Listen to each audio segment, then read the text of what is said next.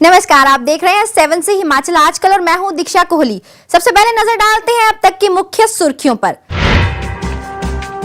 BJP की प्रदेश कार्यकारिणी की बैठक शिमला में आयोजित। पार्टी को वापस सत्ता में लाने के साथ कई मुद्दों पर हुआ गहराई से मंथन। शांता कुमार की गैरहाजिरी ने उठाए कई सवाल।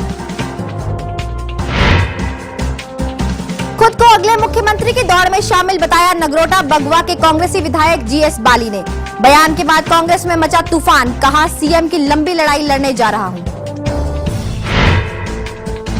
युवा अध्यक्ष कांग्रेस पद का चुनाव हुआ संपन्न। 15 बूथों पर करीब 4,500 डेलीगेट्स ने किया अपने मत का इस्तेमाल। 21 अप्रैल को होगी मतगणना। स्वरोजगार के दम पर कांगड़ा की महिलाएं बदल रही हैं अपना मुकद्दर। स्वयं सहायता समूहों के माध्यम से आत्मनिर्भर बनाने का खुद ही उठाया बीड़ा। अब खबरें विस्तार से। विधानसभा चुनाव के पास आते देख भारतीय जनता पार्टी ने शिमला में अगली रणनीति तैयार करने के लिए मैराथन मीटिंग की। इस बैठक में पार्टी के विधायकों, मंत्रियों के अलावा पदाधिकारी भी मौजूद रहे, जिन्होंने सरकार के 4.5 साल के कार्यकाल की समीक्षा की। मीटिंग में प्रदेश भाजपा के सह प्रभारी श्याम जाजू, राष्ट्रीय महासचिव जगत प्रकाश नड्डा समेत मुख्यमंत्री प्रेम कुमार धूमल व प्रदेश बीजेपी के अध्यक्ष सतपाल सत्ती भी हाजिर थे। हालांकि पूर्व मुख्यमंत्री व पार्टी के राष्ट्रीय उपाध्यक्ष शांता कुमार ने इस बैठक से दूरी बना के रखी। पार्टी की अगली रणनीति बनाने के लिए राजधानी में एक मैराथन बैठकों का दौर चला। 3 चरणों वाली इस बैठक में राष्ट्रीय संगठन मंत्री रामलाल ने राज्यों के मंत्री, विधायकों और सांसदों से चर्चा कर उनसे सुझाव लिए, तो दूसरी बैठक बीजेपी कोर कमेटी के साथ की गई। इसी तरह तीसरी बैठक में संगठन और प्रकोष्ठों के अध्यक्षों के सुझाव व समस्याएं सुनी गई। बैठक खत्म होने के बाद बीजेपी के सह प्रभारी श्याम जाजू ने कहा कि इसमें आगामी विधानसभा चुनाव में पार्टी के मिशन रिपीट के लक्ष्य को पूरा करने के लिए विचार विमर्श और अगली रणनीति बनाई गई। उन्होंने कहा कि इस समय कांग्रेस का देश में बुरा हाल है और ये पिछले विधानसभा चुनावों और दिल्ली और मुंबई नगर निगम के नतीजों से ही साफ होता है। उन्होंने कहा कि अब बारी शिमला नगर निगम की है, जहां पर भाजपा पूर्ण बहुमत हासिल कर अपना मेयर बनाएगी। उन्होंने इस मौके मुख्यमंत्री धूमल पर भी अपनी पूर्ण आस्था जताई। गए 5 साल के परफॉर्मेंस पर लोग खुश हैं और आने वाले समय में देश में जो 2 चुनाव अभी ड्यू है, एक तो आज के बैठक में दिल्ली में जो हमने चुनाव जीता है, तीनों कारपोरेशन में हमारे मेयर हो रहे हैं।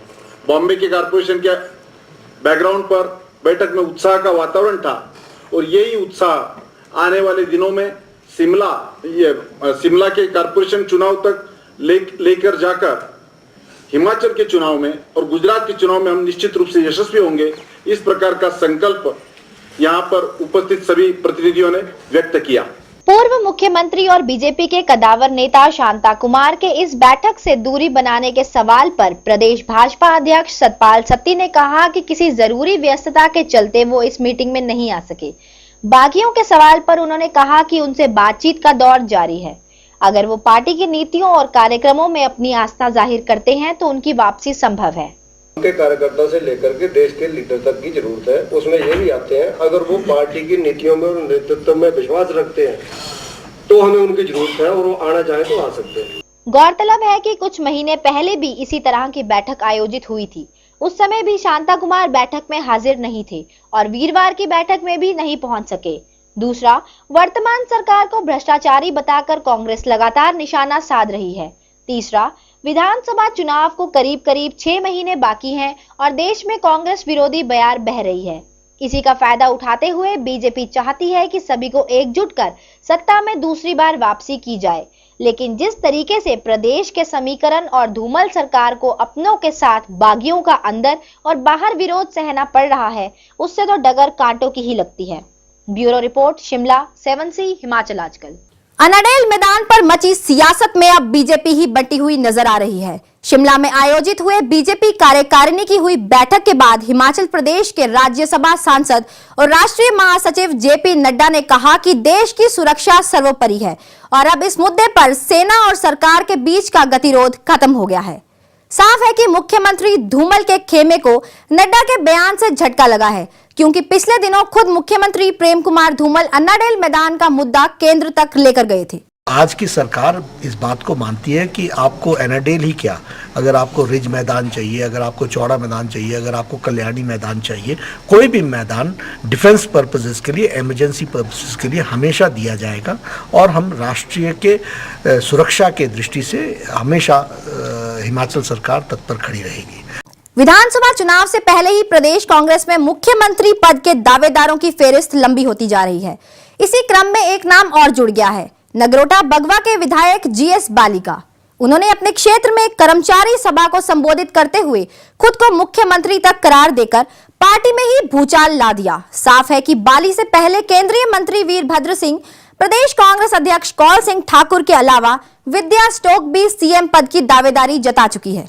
पूर्व परिवहन मंत्री और नगरोटा बगवा से कांग्रेसी विधायक जीएस बाली ने यहां पर आयोजित एक समस्त अनुबंधित कर्मचारी संगठन के सम्मान समारोह में अपने दिल की दबी टीस सभी के सामने जग जाहिर कर दी। उन्होंने कर्मचारी से कहा कि अब वह छोटी लड़ाई नहीं बल्कि मुख्यमंत्री पद की लड़ाई लड़ने जा रहे हैं और इसमें उन्हें सभी का साथ चाहिए।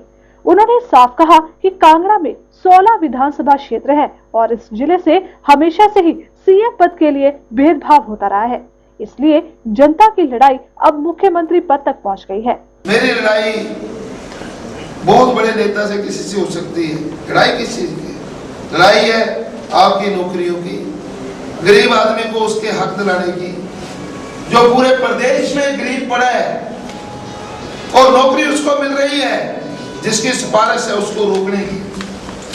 और कांगड़ा को जो हमारे जो लोग हैं आज पिछले 50 साल से अपने हक की लड़ाई मांग रहे हैं। भाई आपकी लड़ाई छोटी मोटी लड़ाई नहीं, आपकी लड़ाई मुख्यमंत्री की। विधानसभा चुनाव होने को अभी 5-6 महीने बाकी है, लेकिन बाली ने अपने विधानसभा क्षेत्र में खुद को मुख्यमंत्री का दावेदार पेश कर राजनीतिक हलकों में तगड़ा मास्टर स्ट्रोक मारकर नई बहस छेड़ दी है। साफ है कि बाली की दावेदारी से कई बड़े दिग्गज सकते में आ सकते हैं, क्योंकि कांगड़ा में बाली का बड़ा जनाधार और पिछली बार के विधानसभा चुनाव में भी वो अच्छे खासे मत प्रतिशत से विजयी हुए थे। मंजीत कुमार, नगरोटा बगवा, 7C हिमाचल आजकल। प्रदेश युवा कांग्रेस के अध्यक्ष पद का चुनाव वीरवार को संपन्न हो गया। इसी के साथ ही सभी 6 प्रत्याशियों का भाग्य भी मतपेटी में बंद हो गया। इस बार के चुनाव में 4 उम्मीदवार कांगड़ा से हैं तो 2 मंडी जिले से संबंध रखते हैं। मतदान के लिए प्रदेश के अलग अलग स्थानों पर 15 बूथ बनाए गए थे, जहां पर युवाओं ने अपने मत का प्रयोग किया। नतीजे 21 अप्रैल को घोषित होंगे। प्रदेश युवा कांग्रेस का अगला अध्यक्ष कौन होगा, इसका फैसला वीरवार को मतपेटियों में बंद हो गया। चुनावी नतीजे 21 अप्रैल को आने हैं। युवा कांग्रेस के चुनाव के लिए सुबह 8 बजे से ही शिमला में कांग्रेस कार्यालय के अलावा अन्य जिलों में भी मतदान प्रक्रिया आरंभ हो गई। इसके लिए कुल 15 मतदान केंद्र बनाए गए थे, जहां पर कुल 10,602 डेलीगेट्स में से 4,850 डेलीगेट्स ने अपने मत का इस्तेमाल किया। युवा कांग्रेस के अध्यक्ष पद के लिए इस बार कुल 6 उम्मीदवार मैदान में जुटे हैं और वोटों की गिनती 21 अप्रैल को होगी। नतीजे भी उसी दिन घोषित किए जाएंगे। वैसे तो कोई भी कैंडिडेट नहीं है, उधर कांगड़ा से और मंडी से ही है सभी कैंडिडेट। 6 कैंडिडेट है टोटल और पूरे प्रदेश में 10,400 के करीब हमारे वोटर हैं और बड़ी अच्छी पोलिंग हो रही है यहाँ पे, ऐसी बात नहीं है। अच्छा लोगों में उत्साह है और नया अध्यक्ष अभी जो भी बनेगा वो फ्री एंड फेयर यहाँ पे इलेक्शन हो रही है, आप देख ही रहे। बाहर भी आपने देखा कि अच्छा लाइन लग रही है, सब वोट डाल रहे हैं। तो अपनी तरफ से हम इसको बढ़िया आपको जो एक नए युवा अध्यक्ष देके जा रहे हैं। इस बार का युवा कांग्रेस अध्यक्ष पद का चुनाव मतदान से पहले ही विवादों में आ गया था। 2 प्रत्याशियों ने अध्यक्ष पद के चुनाव पर टिप्पणी की थी और अपनी ही पार्टी को कटघरे में खड़ा कर परिवारवाद के खुले आरोप लगाए थे। भूपेंद्र चौहान, शिमला, 7C हिमाचल आजकल। हमीरपुर में जिला रोगी कल्याण समिति की गवर्निंग बॉडी की बैठक उपायुक्त की अध्यक्षता में हुई। इस बैठक में बेहतर स्वास्थ्य सुविधाएं देने के लिए कल्याण समिति की तरफ से वचनबद्धता दिखाई गई। इस दौरान करीब 2 करोड़ 68 लाख रुपए का वार्षिक बजट भी पास किया गया। जिला रोगी कल्याण समिति की वार्षिक बजट बैठक वीरवार को जिला के उपायुक्त राजेंद्र सिंह की अध्यक्षता में आयोजित हुई। इस बैठक में कई सारे विषयों पर गंभीरता से चर्चा की गई, जिनमें पहले से चले आ रहे कार्यों को सुचारू रूप से आगे चलाए रखना, सौर ऊर्जा का अधिक से अधिक इस्तेमाल करना, पार्किंग की असुविधा को हल करने समेत कई दूसरी दिक्कतों पर विस्तार से चर्चा की गई। इस दौरान स्वास्थ्य विभाग के कर्मचारियों की अलग अलग मांगों पर भी चर्चा की गई। इस मौके पर मुख्य चिकित्सा अधिकारी डॉक्टर R.K. सोनी ने कहा कि इस बार के बैठक में रोगी कल्याण समिति के 2,68,00,000 रुपए के वार्षिक बजट को मंजूरी दी गई है। गवर्निंग बॉडी की मीटिंग हुई जिसमें 2,68,48,00,000 का बजट जो है वो उसकी स्वीकृति प्रदान की गई और इस पे विस्तृत चर्चा हुई। जो भी कार्य चल रहे हैं उन्हें सुचारू ढंग से चलाने के लिए हमें प्रयत्नशील रहना होगा और हमारी जो अचीवमेंट्स हैं वो भी काफ़ी अच्छी चल रही हैं। हमीरपुर से जसबीर कुमार 7C हिमाचल आजकल। खबरों का सिलसिला जारी है। फिलहाल 7C हिमाचल आजकल में वक्त हो चला एक छोटे से ब्रेक का। हिमाचल आजकल से जुड़ी किसी भी प्रतिक्रिया या सुझाव के लिए संपर्क करें कृष्ण भानु, ठाकुर वाटिका, खलीनी, शिमला 2। Phone number 09816901200, 017726294111। हमारा ईमेल आईडी है himachalajkal@gmail.com।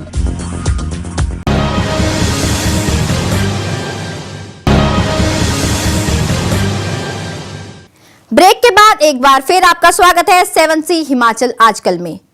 भूमि खरीद मामले में प्रदेश के स्वास्थ्य मंत्री डॉक्टर राजीव बिंदल ने सोलन की एक अदालत में हिमाचल लोकहित पार्टी के प्रवक्ता और पूर्व मंत्री महेंद्र नाथ सोफत पर आपराधिक व मानहानि का मुकदमा दायर करवाया है।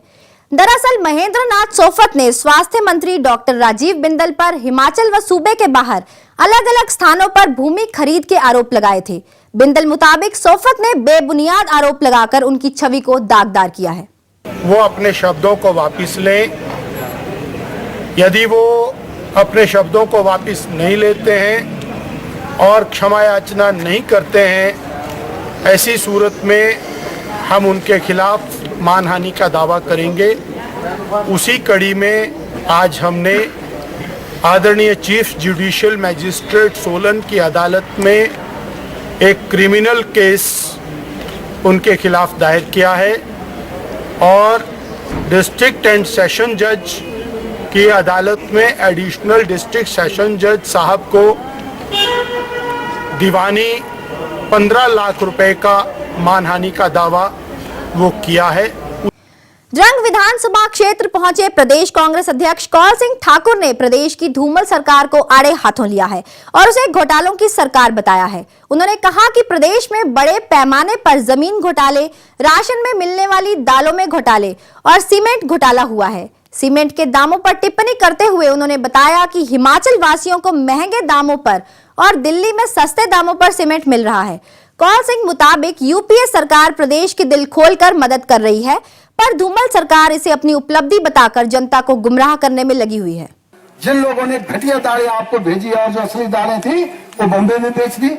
यानी यहाँ सीमेंट का घोटाला, हमारे वक्त में कभी सीमेंट की बोरी की कीमत 5 रुपए से ज्यादा नहीं हुई है और इनके राज में सीमेंट 35 रुपए, 40 रुपए, एक महीने में 40 रुपए सीमेंट की बोरी की कीमत बढ़ रही है। यानी जहाँ सीमेंट पैदा होता है, ब्रह्मांड में सीमेंट पैदा होता है, दाला घाट में पैदा होता है, वहाँ सीमेंट महंगा बिक रहा है और वही सीमेंट दिल्ली जाकर के 30-40 रुपए बोरी कम बिक रही है। किरतपुर में वो बोरी कम बिक रही है।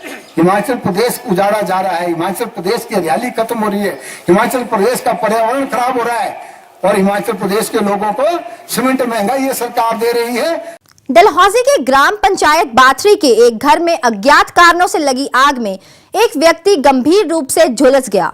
घर वालों ने किसी तरह पड़ोसियों को घटना की सूचना दी, जिसके बाद 108 एम्बुलेंस की मदद से झुलसे हुए शख्स को पहले स्थानीय अस्पताल ले जाया गया, जहां डॉक्टरों ने उसे टांडा रेफर कर दिया।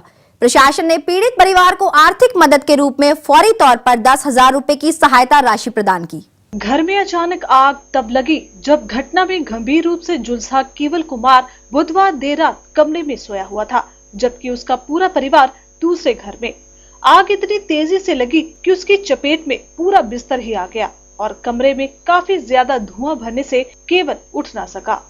आग लगने की घटना परिवार वालों के साथ पड़ोसियों को भी लगी। तो कमरे के बंद दरवाजे को किसी तरफ खोल के बुरी तरह झुलसे केवल कुमार को 108 की मदद से जरूरी उपचार देकर स्वामी हरिगिरी अस्पताल पहुंचाया गया। मौके पर पहुंचे तहसीलदार सोभिया राम ने पीड़ित परिवार को फौरी तौर पर 10,000 रुपए की आर्थिक मदद दी। उन्होंने बताया कि नुकसान का जायजा लेकर बनती राहत राशि दी जाएगी। आग की सूचना जैसे ही हमें मिली, हम यहाँ पहुँच गए हैं और एक घायल जो कि केवल कुमार है नाम उसका, तो उसको यहाँ से ले गए हॉस्पिटल के लिए और हमने जो है उसके लिए फौरी इलाज के लिए 10,000 रुपये की धनराशि दे दी है। बाकी का जो है सुबह यहाँ पर जो है पूरा मौका करके जो है घर का जो भी नुकसान हुआ है या जो भी सामान वगैरह का नुकसान हुआ है उसका जायजा लगा करके भी जो है बाकी जो भी राहत बढ़ती है वो दी जाएगी। फिलहाल बुरी तरह से झुलसे केवल कुमार को टांडा के सरकारी अस्पताल रेफर कर दिया गया है, जहां उसका इलाज किया जा रहा है। चंबा से बाबी सिंह, 7C हिमाचल आजकल। सीमित मदद और साधनों के बलबूते सिरमौर के दुर्गम इलाके में स्थित कांडो गांव का राजकीय प्राथमिक स्कूल स्वच्छता व अन्य सभी सुविधाओं में श्रेष्ठ रहकर मॉडल स्कूल बन गया है। इस काम में गांववासी भी सुविधाएं जुटाने में आगे आए और उनके प्रयास से यह सरकारी स्कूल बन गया नंबर 1 मॉडल स्कूल। इसी उपलब्धि को देखते हुए प्रशासन ने स्कूल को हिमाचल दिवस पर इनाम के तौर पर 50,000 रुपए नगद राशि देकर प्रशस्ति पत्र भी प्रदान किया। आम तौर पर पब्लिक स्कूलों को ही मॉडल स्कूल माना जाता है, क्योंकि वहां पर हर तरह की सुविधाएं विद्यार्थियों को दी जाती हैं। लेकिन संगडाह के कांडो गांव में स्थित इस राजकीय प्राथमिक स्कूल ने स्वच्छता और सुविधाओं में अव्वल स्थान हासिल किया है। इस कायापलट करने में गांव वासियों ने न केवल अंशदान दिया, बल्कि आगे जाकर श्रमदान करने से भी पीछे नहीं हटे। संपूर्ण स्वच्छता अभियान से प्रेरणा लेकर लोगों ने छात्रों के लिए शौचालय, न गलने वाले सामान के लिए एक चैम्बर, रसोई घर, साफ पेयजल की उचित उपलब्धता जैसी कई सुविधाओं को जुटाकर दूसरे स्कूलों के लिए मिसाल कायम की है। इस संबंध में खुद स्कूल के प्रिंसिपल सतीश शर्मा ने कहा कि उनका उद्देश्य है कि ज्यादा से ज्यादा सुविधाएं जुटाकर बच्चों को स्कूल आने के लिए प्रेरित किया जा सके। इस स्कूल को जो इतने हार्ड एरिया में स्कूल यहाँ इस टाइम है, तो इस स्कूल को एक मॉडल स्कूल बनाने का एक उस स्टेज पे स्कूल लाने की कोशिश करें। आज के डेट में पब्लिक स्कूल अपने स्कूलों को डेवलप कर रहे हैं या मॉडल स्कूलों में जो सुविधाएं प्रोवाइड करवाई जा रही है। मैं चाहता हूं कि मेरे स्कूल में भी सारी सुविधाएं उपलब्ध हो जाएं और ज़्यादा बच्चे हमारे स्कूल में इन्वॉल्व हो जाएं। ये स्कूल इस क्षेत्र में अगर देखिए बड़ा अच्छा काम कर रहा है और यहाँ पर प्रबंधन का काम भी बहुत अच्छा है। अति दुर्गम क्षेत्र में ये स्कूल होने के बावजूद भी, प्राइमरी स्कूल होने के बावजूद भी यहाँ पर अच्छा प्रबंधन और हर प्रकार की यहाँ पर सुविधाएं उपलब्ध करवाई जा रही है। जिस प्रकार की आधुनिकता का आज जमाना चला हुआ है, आधुनिकता के इस दौर में हर प्रकार की सुविधाएं बच्चों को यहाँ पर उपलब्ध है। तो आगे भी इसके लिए और पंचायत की तरफ से भी जो संभव है संपूर्ण स्वच्छता अभियान के मामले में ये स्कूल अगर देखें तो ब्लॉक स्तर पर प्रथम रहा है। इस दुर्गम इलाके के स्कूल को मॉडल स्कूल बनाने में अहम योगदान देने वाले जिला ग्रामीण विकास अभिकरण विभाग के अर्थशास्त्री प्रताप सिंह चौहान ने कहा कि स्वच्छता पुरस्कार योजना के तहत स्कूल को जिले भर में सर्वश्रेष्ठ करार दिया गया है।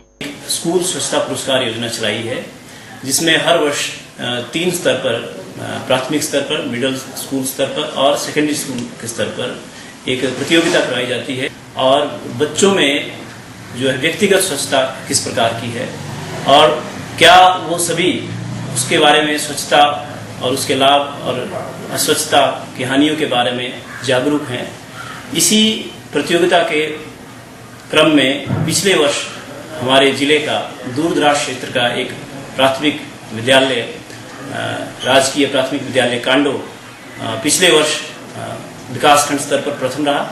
जनजातीय और दुर्गम इलाकों में स्थित कांडो गांव के बच्चों और ग्रामीणों ने वो काम कर दिखाया जिसे पिछले 5 दशकों से सरकार नहीं कर पाई। अगर इसी तरह से हमारे देश प्रदेश के सभी स्कूल स्वतः आगे आकर सुविधाएं जुटाने का काम करें तो सरकारी स्कूलों की काया पलट हो जाएगी और बच्चे भी शौक से पढ़ने लिखने आएंगे। Bureau report Sirmaur, 7C Himachal आजकल। आर्थिक रूप से कमजोर महिलाओं को कांगड़ा में ग्रामीण विकास अभिकरण के एक नई राह दिखाते हुए स्वयं सहायता समूहों के माध्यम से महिलाओं को आत्मनिर्भर बनाने का बीड़ा उठाया है। इसी के चलते उन्होंने धर्मशाला में अपने किए हुए काम की एक प्रदर्शनी भी लगाई हुई है। इस संबंध में जिला ग्रामीण विकास अभिकरण के परियोजना अधिकारी ने बताया कि जिले में करीब 2500 स्वयं सहायता समूह विभिन्न क्षेत्रों में काम कर रहे हैं, जिन्हें प्रदेश सरकार हर प्रकार की आर्थिक सहायता मुहैया करवा रही है। प्रदेश लगातार तरक्की और विकास की राह पर अग्रसर है। यहाँ पर स्वयं रोजगार के दम पर महिलाएं अपने आंगन द्वारे ही अपनी किस्मत खुद लिख और बना रही हैं। इसी स्वरोजगार का ही एक उदाहरण है धर्मशाला में लगी ये प्रदर्शनी। इसे स्वर्ण जयंती ग्राम स्वरोजगार योजना के तहत जिला ग्रामीण विकास अभिकरण ने आयोजित करवाया है। इस प्रदर्शनी में महिलाएं अपने हाथों से बनाए सामान को प्रदर्शित कर रही हैं। भटपुरा ठंडौल गांव का अंबे स्वयं सहायता समूह ने तो अपने हाथों से बने पत्तल और डूनों को भी इस प्रदर्शनी में ग्राहकों के लिए प्रदर्शित किया है। इन महिलाओं का कहना है कि उन्हें सामान के लिए कच्चा माल स्थानीय स्तर पर ही मिल जाता है और उसे वो बनाकर बाजार में ही बेच देते हैं। इन महिलाओं का कहना है कि उन्हें सरकार की तरफ से करीब 85,000 रुपए सब्सिडी भी मिली हुई है। इसमें हमने 3 लाख का लोन लिया है, जिसमें हम किस्तें हर महीने भर रहे हैं और डूने और पत्तल हम बेच रहे हैं। इससे हमें कुछ इनकम होती है, जिससे हम अपने परिवार का पालन पोषण कर रहे हैं। इस ग्रुप में हम 10 महिलाएं हैं जो हम मिलकर काम करती हैं और अपने घर की रोजी रोटी चला रही हैं। महिला बुनकर तो उसका जो रॉ मटेरियल है वो हमें यहाँ लोकल मिल जाता है। बेड़ों की ऊन तो सस्ती पड़ती है और हम उनको काट कर और खुद उनको बनाकर बाजार में सेल करते हैं उसको, तो हमें सस्ता पड़ता है। यहाँ दूर से मंगाएंगे तो फिर वो टैक्स वगैरह लगता है, उससे हमें खास प्रॉफिट नहीं होता, क्योंकि ये जो है यहाँ ठंड ज़्यादा होती है ना, इस करके तो हमारा जो है मोटा माल जो यहाँ अच्छा बिकता है। इन महिलाओं को स्वयं रोजगार समूह से जोड़ने के लिए जिला प्रशासन भी कई स्तर पर काम कर रही है, ताकि आर्थिक रूप से कमजोर महिलाएं अपने पैरों पर खड़ी हो सकें।